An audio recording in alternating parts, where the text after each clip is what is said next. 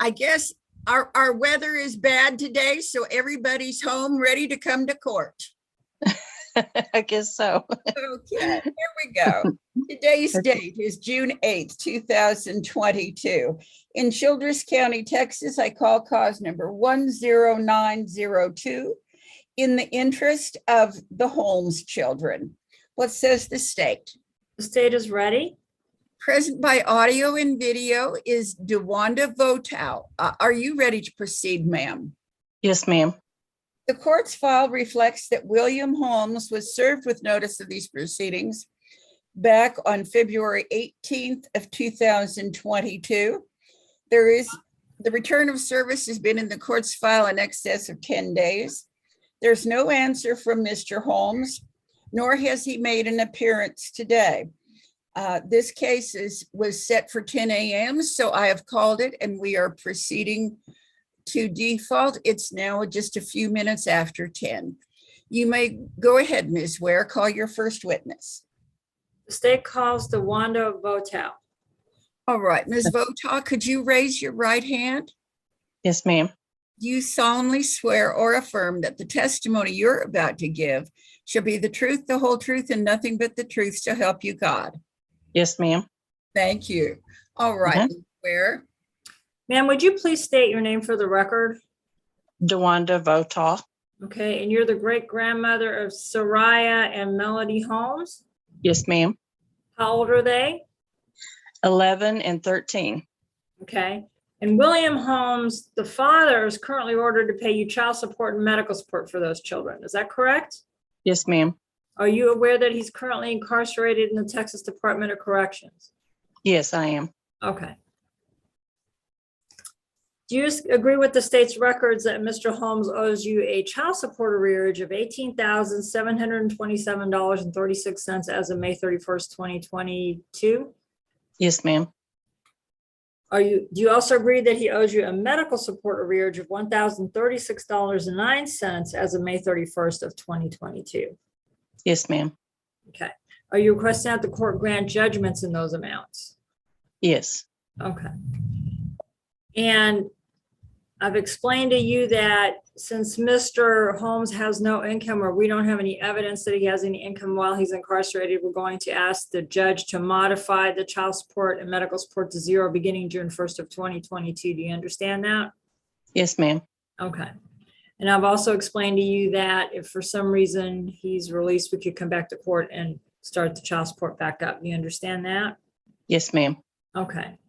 And I've also asked you if you've had any family violence issues regarding Mr. Holmes. Are there any family violence issues? No. Okay. And so you understand your address, phone number, and other information will be in the court order, and he will receive a copy of that. Do you understand that? Yes, ma'am. And that's not an issue, correct? No. No issue. Okay. Is there anything else you want to tell the court I haven't asked you about? I can't think of anything. Your Honor, the state would request that the financial activity report, which contains Mr. Holmes's arrearage records, be marked as State's Exhibit 1 and entered into evidence. And also the TDCJ information from their website, which indicates that Mr. Holmes's projected release date is November 9th of 2023, be marked as State's Exhibit 2 and also entered into evidence. All right. Admitted as states number 1 and states number 2, respectively. With that, Your Honor, the state rests subject to closing argument. All right. All right. You want closing, Ms. Ware? Just very quickly, Your Honor. Your Honor, the child is currently on a government health plan. The state requests that Mr. Holmes, that Ms. Votaw continue to enroll the child in the government health plan. That since Mr. Holmes is incarcerated, that the court modify his current child support and medical support to zero beginning June 1st of 2022.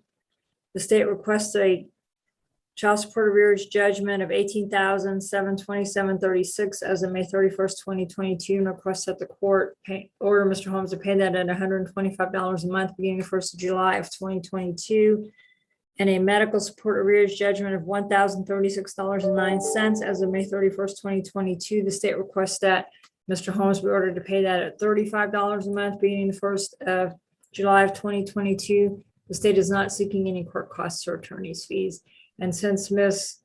Vota is not requesting a non-disclosure, I don't believe one should be contained in the order. I think the mother of the child might have some family violence issues with Mr. Holmes, but her information won't be in the order anyway.